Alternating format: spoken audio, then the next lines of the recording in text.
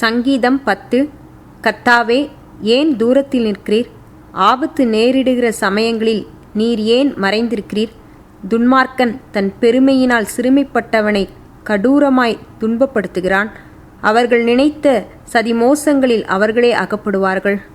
துன்மார்க்கன் தன் உள்ளம் இச்சித்ததை பெற்றதினால் பெருமை பாராட்டி பொருளை அபகரித்து தன்னைத்தான் போற்றி கர்த்தரை அசட்டை பண்ணுகிறான். துன்மார்க்கன் தன் கர்வத்தினால் தேவனை தேடான். அவன் நினைவுகளெல்லாம் தேவன் இல்லை என்பதே. அவன் வழிகள் எப்போதும் கேடுள்ளவைகள். உம்முடைய நியாய தீர்ப்புகள் அவன் பார்வைக்கு எட்டாமல் மிகவும் உயரமாயிருக்கிறது.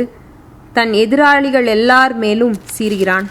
நான் அசைக்கப்படுவதில்லை, தலைமுறை தலைமுறை தோறும் தீங்கு என்னை அணுகுவதில்லை என்று தன் இருதயத்தில் சொல்லிக் கொள்கிறான்.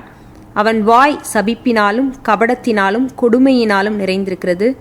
அவன் நாவின் கீழ் தீவினையும் அக்கிரமமும் உண்டு. கிராமங்களின் ஒளிப்பிடங்களிலே பதிவிருந்து மறைவிடங்களிலே குற்றமற்றவனை கொல்லுகிறான். திக்கற்றவர்களை பிடிக்க அவன் கண்கள் நோக்கி கொண்டிருக்கிறது. தன் கெபியில் இருக்கிற சிங்கத்தைப் போல மறைவில் பதிவிருக்கிறான். ஏழையை பிடிக்க பதிவிருந்து ஏழையை தன் வலைக்குள் இழுத்து பிடித்து கொள்கிறான்.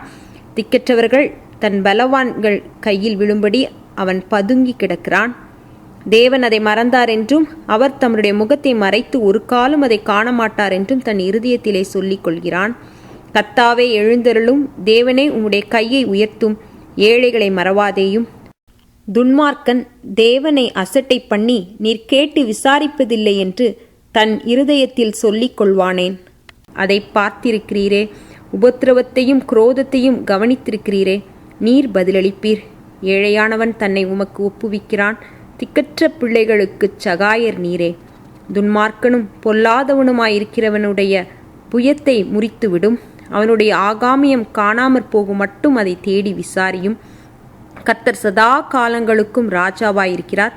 புறஜாதியார் அவருடைய தேசத்திலிருந்து அழிந்து போவார்கள். கர்த்தாவே, சிறுமைப்பட்டவர்களுடைய வேண்டுதலை கேட்டிருக்கிறீர். அவர்கள் இருதயத்தை ஸ்திரப்படுத்துவீர்.